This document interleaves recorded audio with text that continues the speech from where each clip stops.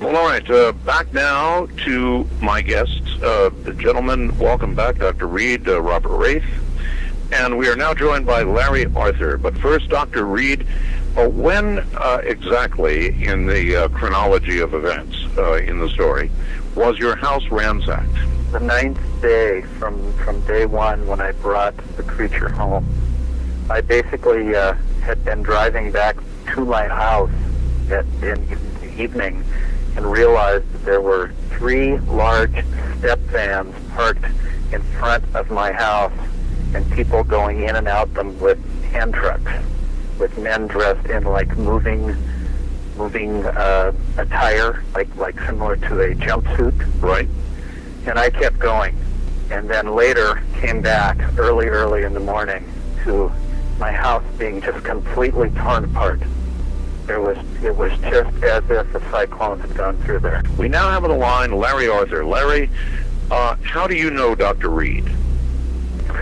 Well, we met about 12 years ago through a mutual acquaintance and had a common interest at the time, happened to be music, and just developed a friendship and a relationship.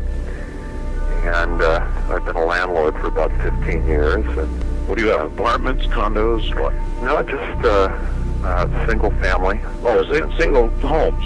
Yes. All right.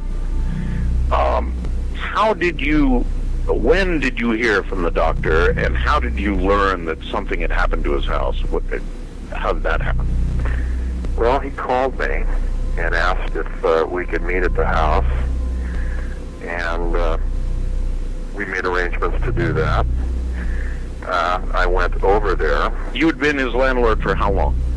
Oh, about 5 years. 5 years, all right. So he called you up and probably said, God, you've got to get over here and see this. Something awful's happened or something like that? Well, he didn't provide too many details over the phone, but he didn't sound like his usual self. And I must admit, in the 15 years that I've been a landlord, this was certainly the most bizarre thing I've ever come across. All right, so over you went, and what did you find? Well, I don't know how to describe it. It certainly wasn't vandalism, but it looked to me like somebody was looking for something. I do a lot of remodeling, and in fact, after this happened, I had been considering selling the house. This clinched that decision for me. It took me a couple of months working, in my spare time, but I put quite a few hours in the house getting it ready for sale and cleaning up. Well, how would you describe the condition of the house? I mean, were drawers torn open and emptied? Were things smashed? Or was it a search that had gone on, in your opinion? Or, what was the condition? Well, it was a mess inside. What was unusual to me was the house had attic access and it had a crawl space, yet somebody had cut an access right through the floor. They had also cut an access through the ceiling in a couple of spots. Really? Everything that had been hanging on the walls was gone, was off the walls. And on the floor, or just gone? Some things, there was kind of a central pile where things had been kind of piled in one spot. There were some things missing. All of the electrical outlet covers, yes, were off. What? Yeah, all of the telephone outlet covers were off. The face to the electrical panel was off. The toilet had been lifted off of the wax ring and was sitting alongside the toilet. It was weird. Oh, my. Yeah. You, as a landlord, you probably went, good Lord, Doctor, what have you done? Well, I was kind of dumbfounded, really. No. Dr. Reed obviously was there. And how did he explain this to you? Did he say, I came home and I found this? Well, I know Jonathan to be probably one of the most steady and dependable people I've ever known. And he was pretty shook, and he had explained to me that something had happened recently on one of his weekend outings in the woods, that his dog Susie had been killed by something in the woods. So he told you some of the whole story. Well, he was really reluctant to provide much detail at that time. I understand. He had some concern that, you know, he might be in some trouble, and he was kind of panicked, really. Okay, was he moving at that time? Did he want to get out of there, or where did it go from there? I mean, well, I had been considering selling the house, and this was kind of the capper, you know, for that. At that point, I fixed the house up, put it on the market, and sold it. and at that point then, Dr. Reed, I take it you moved, you got the hell out of there. Well, first of all, there was nothing left of mine in the house except things that were torn apart. Like the sofa had been just completely shredded, like somebody had been looking through the inside of it. You saw that, Larry? I saw that, and what was interesting in the months that I was working on, in the time that I was working on the house after this event, there were some other small details. Number one, there wasn't much trace. You know, when you look around for, you know, like boot markings, footprints, what have you. Right. What was interesting in the couple of days following, when I was out in the yard, this was really weird. Different spots of the yard had what I would describe as what looked like quarter-inch holes. And it looked to me like somebody had actually taken a rod or something and had probed parts of the yard. Holy smokes. Yeah, really.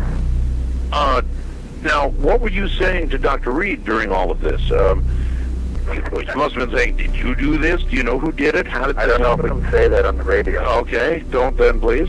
Well, I get the idea. The first thing that came to my mind was to call the police. Yeah, right. And, Doctor, what'd you say? Well, I said that's his option, but I'm not going to be there. In other words, you were scared. Absolutely. Yeah.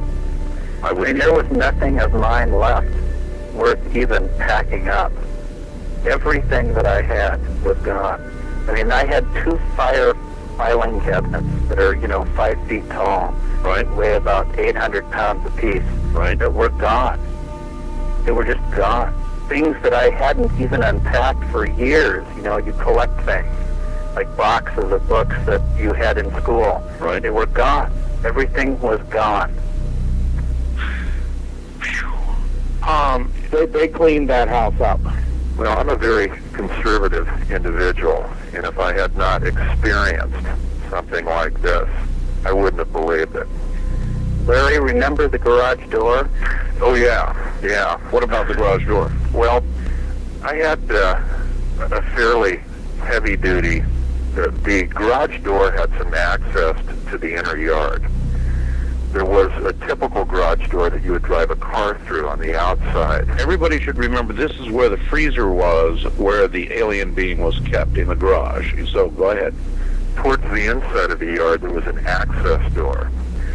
And it was a steel door, not commercial steel, but like a Stanley metal door. Right. I had a very heavy-duty deadbolt on it, and it appeared that had given them some trouble, whoever these people were getting it open. Yes. So they removed the entire door frame. The door frame was literally, door frame and the door was pried out.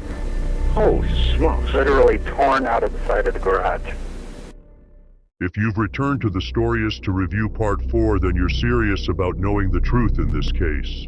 You've just heard the testimony of Dr. Reed's landlord, Larry Arthur, and like you, I've read the many online posts calling Dr. Reed's story a hoax.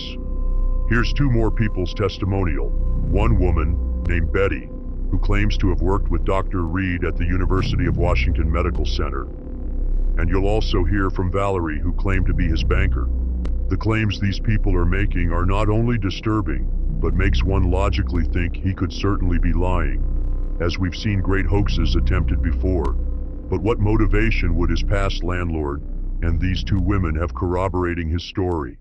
Back in 1996, I'd worked for him for about 5 years at the University of Washington Medical Center. It was in October of 1996, probably about the middle of the month. I think it was around the 15th that Jonathan came into the office, and you could clearly see that something had happened to Jonathan. And he was, kind of subdued and quiet. Something had happened to his dog the weekend prior, and I knew that he was very upset by that, even though he still was very professional in the office. And within about a week, Jonathan no longer existed. His office was cleaned out. The nurses on his staff were reassigned to other positions in the hospital, and were told, as far as we were concerned, that Dr. Jonathan Reed did not exist. He never worked at the University of Washington Medical Center, and it would be wise for us to adhere to that thought as well. Otherwise, we would no longer be working as well. There were no questions asked, no questions answered, and that's just the way it was. And it was like he was just completely and totally railroaded right out of the hospital. And the project that we were working on was closed down. The patients were sent to other doctors in the hospital. We were all advised not to speak about Dr. Reed, not to speak about him, not to speak, to anybody within the hospital, outside the hospital, whatever. Management had decided that Dr. Reed did not exist. And they were very clear that as far as we were concerned and as far as our job security was concerned, we'd never heard of him. That's Betty, the nurse. Now let's hear Valerie, the banker.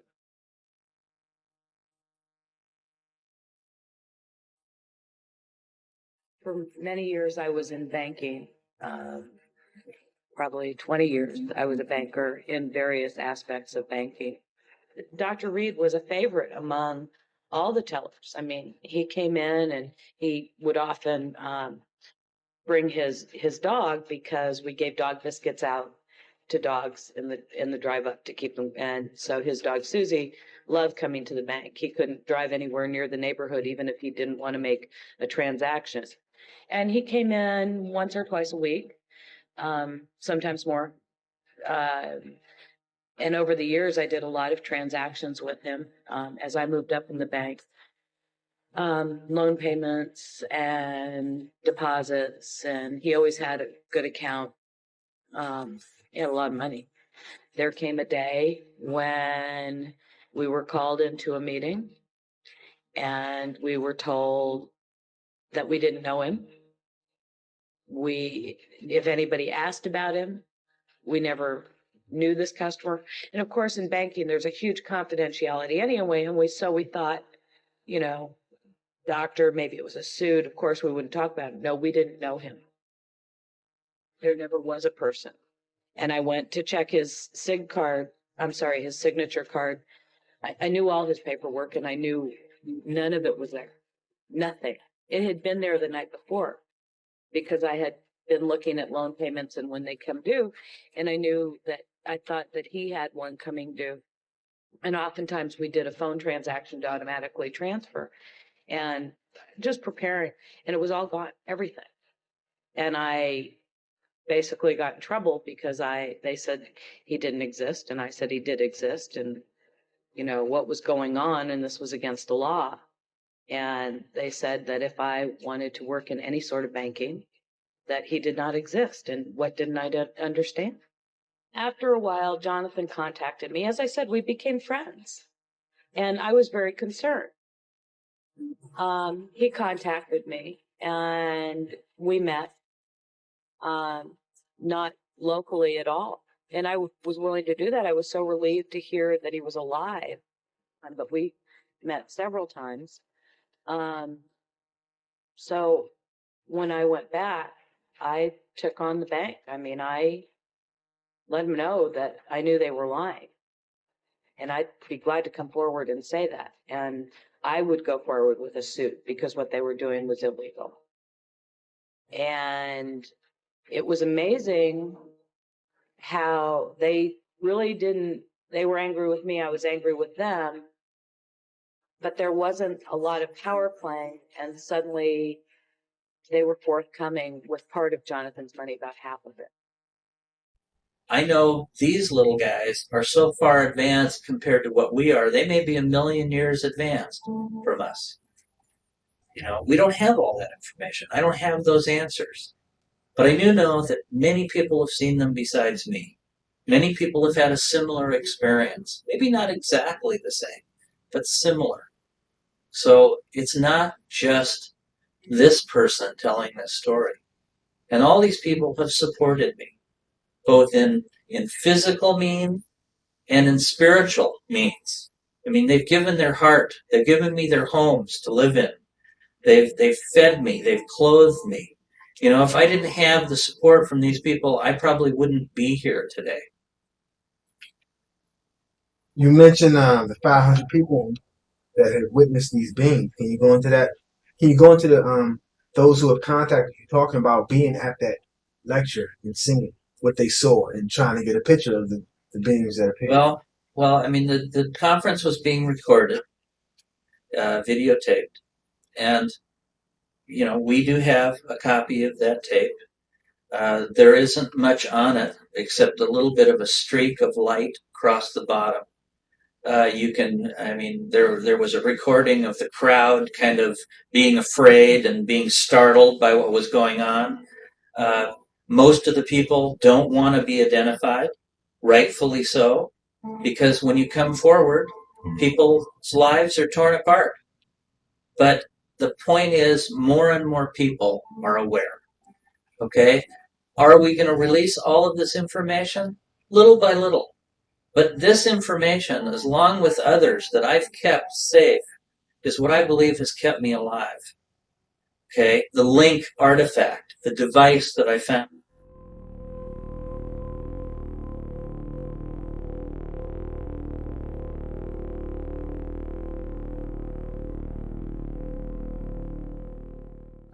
Is safely tucked away with other people. It's never with me.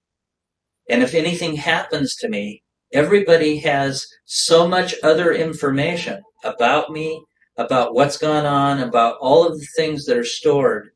This will become a much bigger problem for the people that try to keep this information suppressed. They've tried to blacklist me. They've tried to make me out as a crazy man, you know, some insane person, you know, motivated for who knows what reason. I let everyone judge for themselves. If this experience happened to you, how would you deal with it? That's the question I always ask everybody else. I am not trying to convince anybody that anything happened. I don't want to convince anybody. I'm not trying to convince anybody. I'm not trying to prove any of the evidence anymore at all. I stopped all of that 6 years ago because we had the proof. We had the scientific evidence proven. What the DNA told us, what the blood and tissue samples told us, because I took this creature home from the woods. I wrapped it up in a thermal blanket that I had and literally carried it back to my Jeep as sick as I was because it was very light and I didn't want to leave it there. I was afraid. I thought maybe I'd murdered something. I wasn't thinking clearly. I just thought I'm going to take it with me. And I took it with me. I drove home and I put it in my freezer in my garage because it was a piece of meat. It was literally a dead animal. And I didn't know how else to preserve it. And many things went through my mind. It wasn't just the clear thought of I'm bringing this to the world. Probably the biggest thought is I want to bury this and I don't want to talk to anybody about it.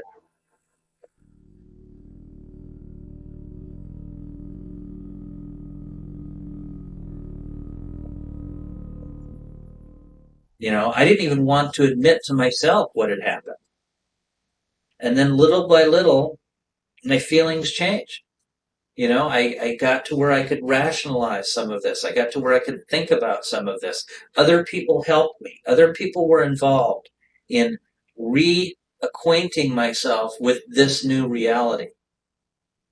Friends, family, other people who were very supportive, people who I call the Alliance, who gave me some direction, who aided me several different ways over those first 9 days.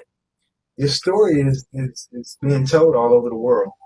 Other countries have come to accept your story. They want to hear more. Just talk about a little bit about how it's accepted in other countries and how it's been just like blacklisted in the States, if you can. Well, before any of this happened, I knew very little about it. The phenomena of ufology or lights in the sky or flying saucers.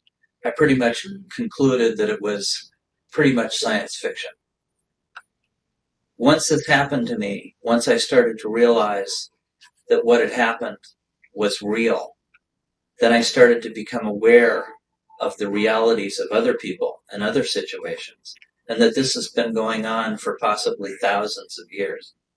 But we just never recognized it clearly for thousands of reasons, not just one reason. I mean, whether our society would accept it, whether religions would allow it, because in some respects it can be detrimental to the foundation of a religious order. So I can rationalize why people would not want to bring this into their society, into their community. But in traveling around the world and being asked to speak about this, my own experience, I've learned that other societies, other cultures are much more willing nowadays in modern times to embrace this idea, to open their minds up and be able to accept the fact that maybe we aren't the top of the food chain and the intelligence line. And I know, as well as many thousands of other people, that that's definitely true. We are not the smartest, ants on the hill, so to speak. Other people, other countries openly have accepted me. Mexico embraced my story probably more than anyone. Literally gave me the ability to become a citizen of their country, no questions asked, to have a life, a house, to put me back into an occupation that I knew that I'd been trained to do. Incredibly warm support, at the least. Other countries around the world, Japan, in Europe, many places in Europe, all support the reality of extraterrestrial or extra-dimensional life in the universe. The biggest deterrent for this information is what lies in the United States.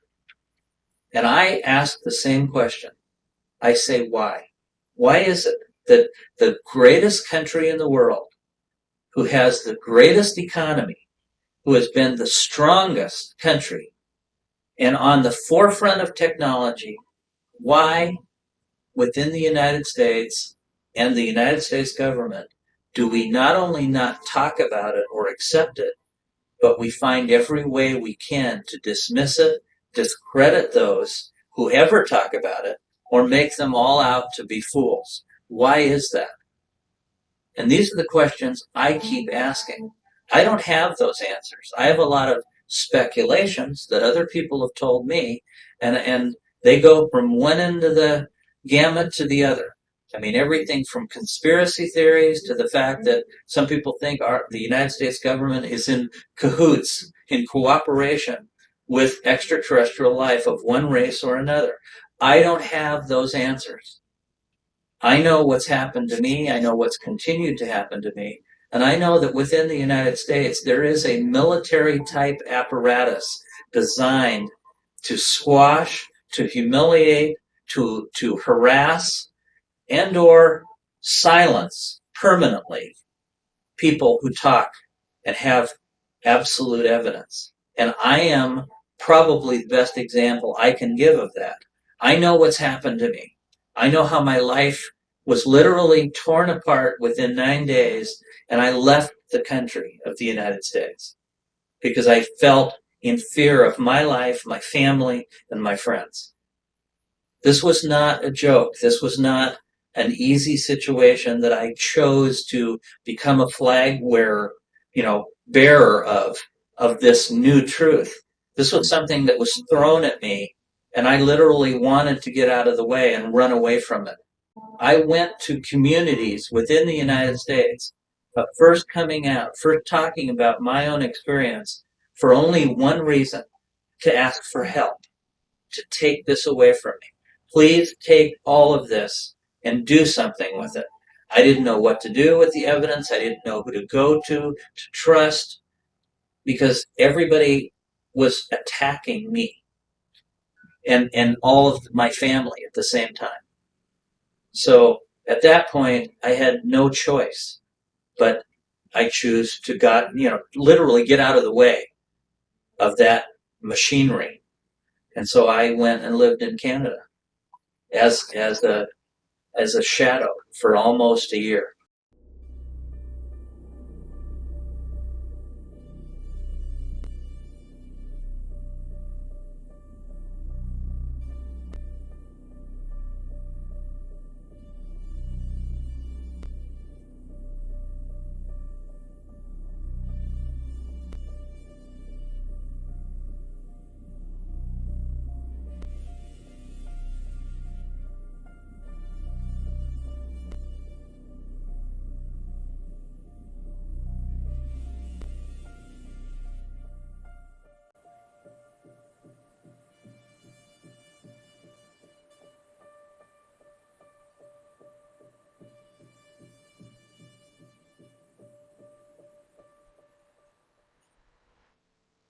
All right, so you brought the body home. You want to go back into once you got it home. What you decided to do? Who you decided to call? Well, when I first drove home, on the ride home, I'd been getting sick. I stopped at a few places to get out of the car, to throw up, to try to see if there was somebody at a ranger station. There wasn't anybody there. And I continued to drive home. All I could think of is go home. I was so sick. I wanted to get home. I wanted to find something that was comfortable, something that was familiar. And all of a sudden, I ended up in my carport. I mean, I felt like, boom, I'm there in literally no time. But it had to have taken about an hour to drive back from where this had happened. I had the body wrapped up in this thermal blanket in the back of my Jeep, and I realized that, as I sat in my car, in my carport, I realized that the body is there. I could see it in the rearview mirror. And my dog was no longer in my car. And so what my mind created in that moment was the illusion that I literally told myself, oh, my dog died. I must have wrapped her body up in the thermal blanket, which I can see in the rearview mirror, and I brought her home. And for a moment, that gave me comfort. That made sense, because I didn't have to think about all these other things that I couldn't wrap my mind around. And I was striving and looking and grasping at anything I could to feel better. So I literally took this thermal blanket, this body wrapped up in this thermal blanket, which was relatively small and very, very light, and picked it up, walked from my carport over to my garage, opened the door, which inside my garage was a large box freezer. Some people say it's a coffin freezer. Well, it was an older freezer. Somebody had given it to me. It had hardly any food in it. It had some frozen food in it. I lifted that tray of frozen food out, set it on the ground, and I put the body in. Why did I do that? I didn't want to look at it. Did I want to preserve it for mankind? No, that was never a thought, ever. I just thought, it's a dead body. It's my dog. I'm going to put it in here until I can bury it. And then I'm going to go in the house and take a shower, because I was covered with my own problems, from urinating, from having diarrhea, from sweating, from throwing up. I was a mess. And I was still sick. I was still really, really sick. And I felt dehydrated, terribly dehydrated. And like I'd been run on a marathon. I mean, I was just wasted, tired. So I went in the house. I closed the door of the garage. I went in the house. The door didn't even lock to the garage. But I just closed it, went in the house and tried to get it out of my mind. Drank some water, stood at my kitchen sink, just in a blank stare for I don't know how long. Went and stood in the shower with all my clothes on, and took my clothes off because I was sick. Laid down for a while, felt terrible laying down, sat back up, got up, stood at the sink for I don't know how long, drinking water, trying not to think about anything. I mean, I was really not wanting to comprehend anything, just zoning out.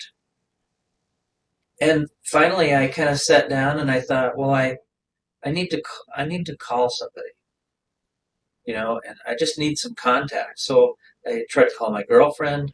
She wasn't home. Left her a message. I'm home. Call me. I didn't feel like saying what had happened because I didn't really want to go there. Maybe my mind just really did not want to go there. I called a good friend of mine, Gary, and he wasn't home, but I left him a message, a little more detail. I said, something's happened. I need to talk to you. I need your help. And I really feel terrible. My body, like I have the flu or I have something is happening. I'm sick. And so, that was the process. There was no list of things to do. It was just survival to the moment by moment. Did I do all the right things? No. If I had it all over to do again, I would change all of it.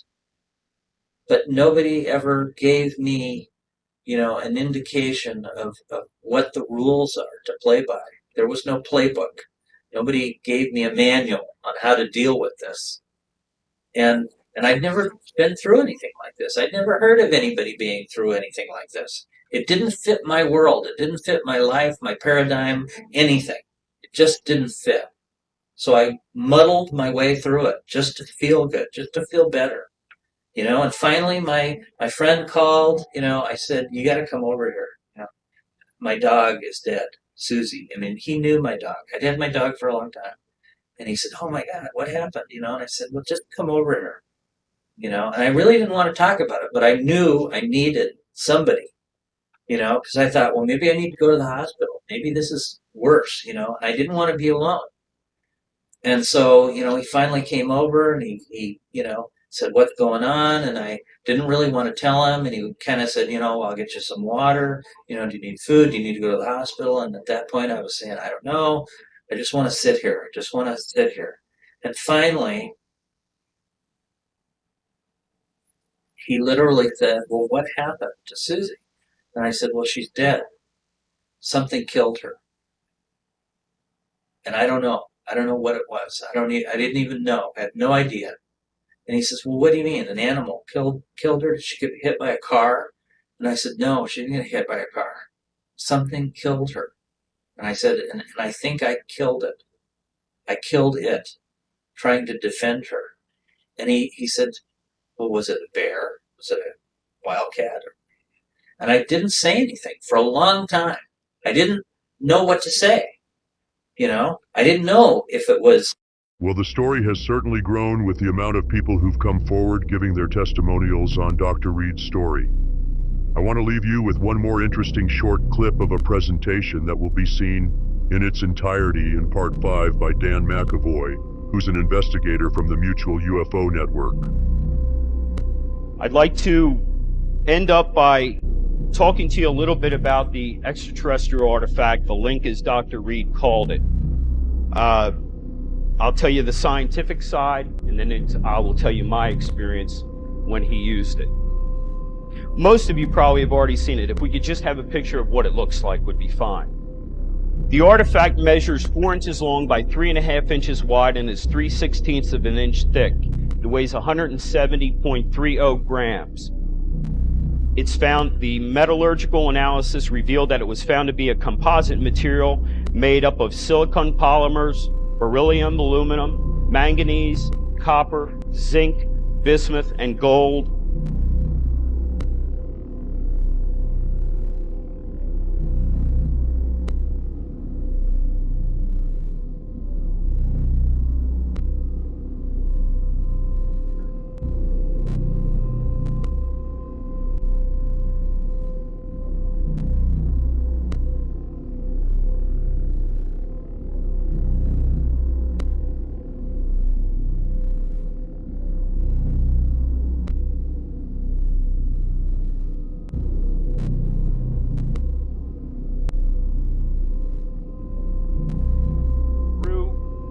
Clothing or the skin suit of the alien and interacting with nerve bundles. So it seems that it's some type of device that interacts with nerves, the nervous system. These needles are different in length, and at the base of each pin is an emerald crystal sphere. I really don't know what the purpose of that is at this time. However, and there are also unusual symbols that are found on the outside of the bracelet. These aren't just symbols, but they seem to be some sort of control buttons or control mechanisms, as you see over there. I've tried to find out what they mean. I've looked through the literature. They seem to me to be similar to the struck debris that was shown in the Roswell crash, the symbols that are on the Kecksburg crash in 1965 in Pennsylvania on the acorn-shaped object. They also seem to have some resemblance to Egyptian hieroglyphic type writings. I'm not really sure. If anybody can help us with that, that's one of the lines of investigation we like to keep open. There is a report that I don't want to go into now because it's very long, but when we were in Mexico City, Jaime Maussan was good enough to introduce us to a scientist, an engineer, who has an affiliation with the Ames Institute of NASA. He examined the bracelet, and what he found was emerging nanotechnology.